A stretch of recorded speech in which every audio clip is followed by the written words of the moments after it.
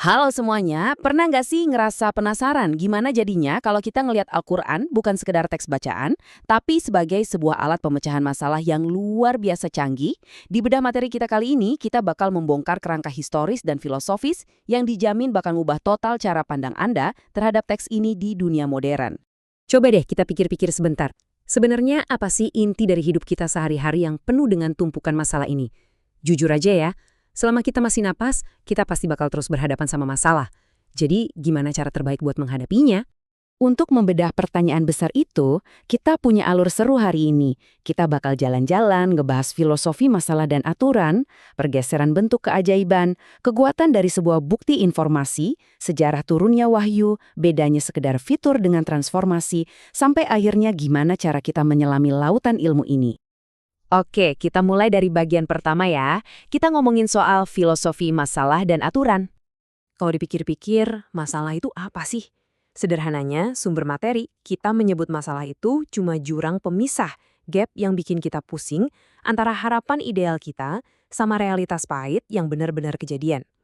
Pengennya gaji besar, realitasnya pas-pasan. Gap itulah masalahnya. Dan sepanjang sejarah, tugas kita sebagai manusia itu selalu sibuk nyari cara buat nutupin gap tersebut. Nah, ini bagian yang menarik banget. Sadar nggak sih manusia itu sebenarnya butuh banget yang namanya aturan? Coba bayangin main video game yang nggak ada aturan, nggak ada batas wilayah, dan nggak ada tulisan game over. Pasti ngebosenin dan kehilangan makna kan? Begitu juga hidup. Bahkan orang yang paling ngotot pengen kebebasan mutlak pun tetap aja bikin satu aturan. Pokoknya jangan atur-atur saya.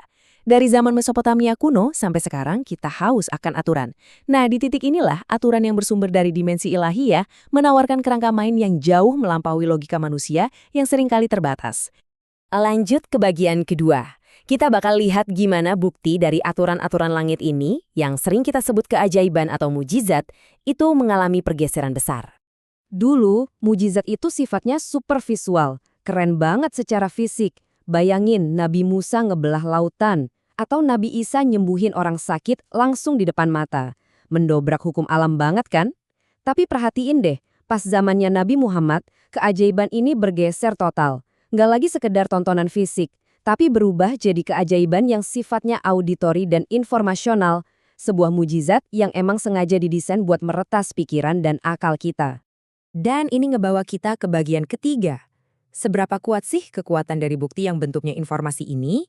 Logikanya gini loh, kalau kita ada di sana dan ngeliat laut kebelah, wow, pasti merinding abis.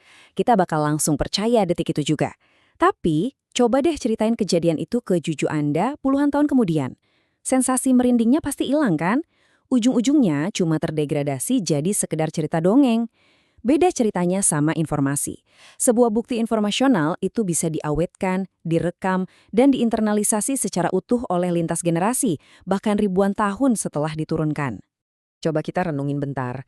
Kalau ada orang zaman sekarang yang lagi depresi berat, bener-bener udah putus asa sama hidup, terus tiba-tiba ada laut kebelah di depan matanya, apakah itu bakal nyelesain krisis psikologis di kepalanya? Ya jelas enggak dong. Dia paling cuma kagum semenit, abis itu stres lagi. Yang benar-benar bisa nyelamatin orang itu adalah informasi. Informasi yang tepat dan transformatif yang bisa ngubah total cara pandang dia soal hidup. Itulah kekuatan asli dari keajaiban informasional. Masuk ke bagian 4. Kita tarik mundur sedikit ke sejarah turunnya wahyu ini biar makin paham konteksnya. Kalau kita urutkan kejadiannya, kerasa banget kondisi dunia waktu itu lagi kacau balau. Tahun 536 Masehi, itu bisa dibilang salah satu masa tergelap umat manusia karena ada musim dingin vulkanik global dan kelaparan parah. Nah, di tengah kekacauan masyarakat itulah Nabi Muhammad lahir di tahun 570 Masehi. Puncaknya, di tahun 600 Masehi, wahyu pertama turun. Dan yang bikin merinding, perintah pertamanya bukan berperang lah atau sekedar percayalah, tapi ikro, bacalah, analisislah. Ini benar-benar langkah literasi yang super radikal di zaman kegelapan itu. Tapi ingat, aturan baru ini nggak jatuh dari langit jadi satu buku tebal dalam semalam. Prosesnya butuh waktu 23 tahun. Teks ini diturunkan pelan-pelan, setahap demi setahap, buat ngerespons masalah nyata, dinamika sosial dan konflik yang emang lagi kejadian saat itu juga. Benar-benar solutif dan tepat sasaran. Lanjut ke bagian kelima. Ini perbedaan krusial antara sekedar melihat fitur dibandingkan dengan mengalami transformasi. Banyak kritikus dan pakar yang suka banget berdebat soal fitur-fitur teknisnya. Ya emang luar biasa sih, bayangin, disampaikan lisan selama 23 tahun tanpa ada fitur edit atau hapus, nggak ada kontradiksi logis, gaya bahasanya beda jauh dari cara ngomong harian sang nabi, belum lagi ada ayat di mana beliau malah ditegur secara terbuka. Keren banget.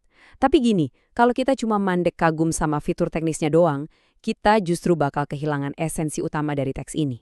Karena nilai sejatinya itu ada pada kata transformasi.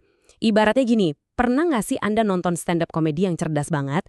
Atau baca buku yang relatable banget? Sampai-sampai habis itu cara Anda memandang dunia langsung berubah total. Nah, bukti tertinggi dari keajaiban informasional ini bukanlah seberapa indah bahasanya, tapi seberapa ampuh kemampuannya untuk mengubah mental dan tindakan individu yang membacanya. Ada satu kutipan luar biasa dari Umar bin Khattab yang pas banget ngerangkum mindset ini. Beliau bilang, anggaplah teks ini diturunkan hanya untuk kamu. Dalam banget kan? Bukan buat orang-orang ribuan tahun lalu, tapi buat Anda di hari ini.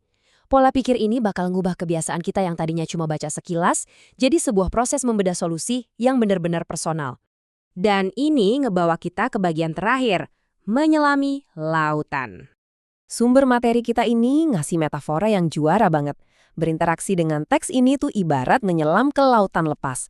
Kalau Anda nyebur sekarang, keluar, lalu nyebur lagi di titik yang sama 5 menit kemudian, Anda nggak akan nyentuh air yang sama. Kondisinya udah beda. Gitu juga pas kita baca teks ini. Makna dan solusi yang Anda dapat bakal terus berubah, menyesuaikan persis sama masalah hidup yang lagi Anda hadapi di detik itu juga. Jadi, gimana cara prakteknya sekarang?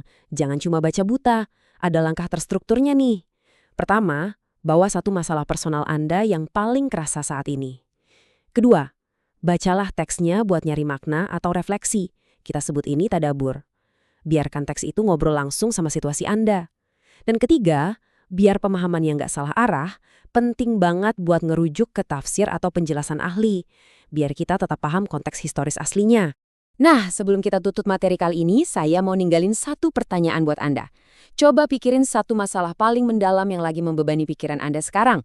Pertanyaannya, apakah Anda udah siap berhenti pakai cara-cara lama dan mulai nguji pergeseran paradigma informasional ini buat nemuin jawaban yang benar-benar ngubah hidup Anda? Renungkan itu ya. Sampai jumpa di bedah materi kita selanjutnya. Teruslah belajar dan tetap semangat.